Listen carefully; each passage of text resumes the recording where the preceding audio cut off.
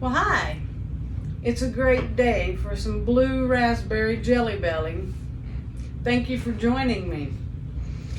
So today we're going to be talking about tips and tricks for when your chord sounds plunky and muted.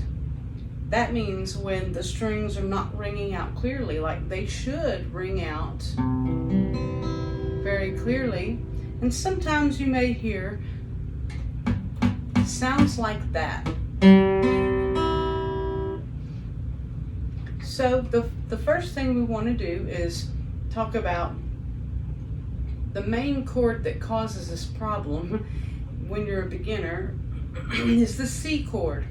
There's C, G, and D. Those three are the main culprits that are really hard to get the strings to ring out clearly. So the first thing we want to do, we're going to do this exercise on the C chord.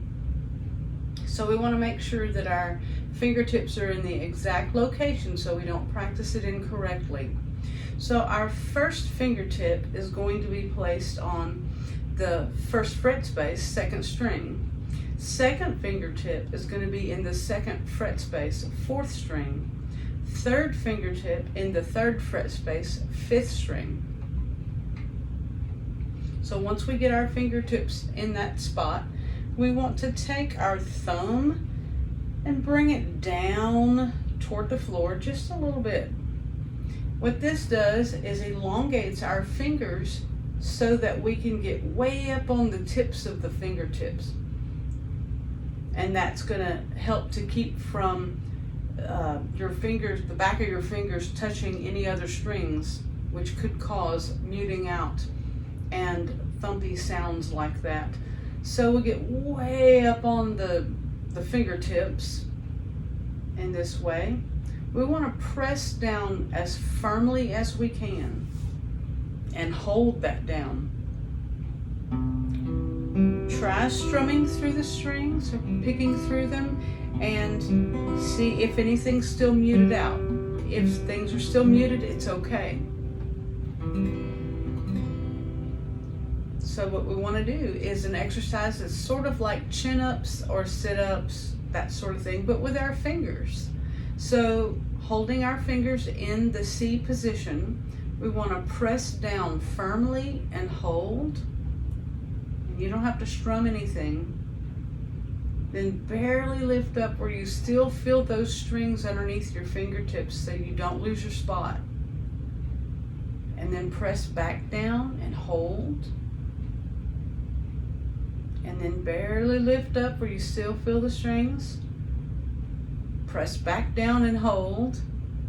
And that's how it is, sort of like chin-ups or sit-ups, but for our fingers.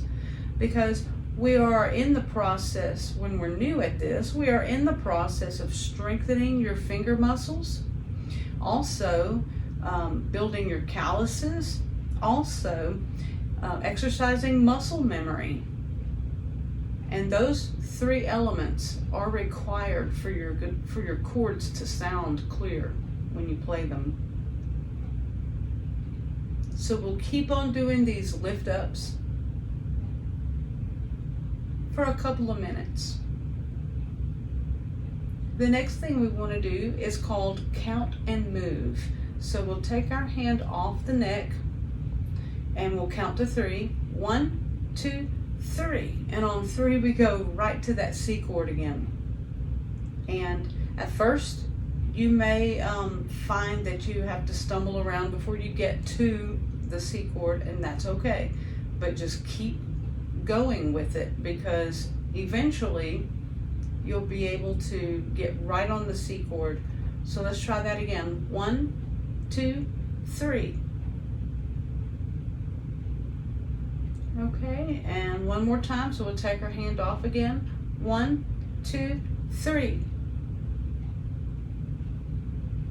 One more time. 1, 2, 3. All right, very good. So now the third tip and trick is that whenever you're playing, whether it be an exercise or a song that requires you to go to that C chord that sounds thumpy like that, plow through it as long as your fingers are in the exact location they're supposed to be and you're playing the C chord correctly, it's just that it sounds thumpy, then you're good to go to practice it. So for example, if I'm playing something that goes from A minor to C and my C sounds thumpy and terrible, I'm just going to play it anyway, as long as I know that my fingertips are in the exact correct spot. And my A minor sounds all pretty, and then my C, let it sound thumpy. It's okay. Just keep on going. I call this plowing through. Without plowing through, you can't practice it.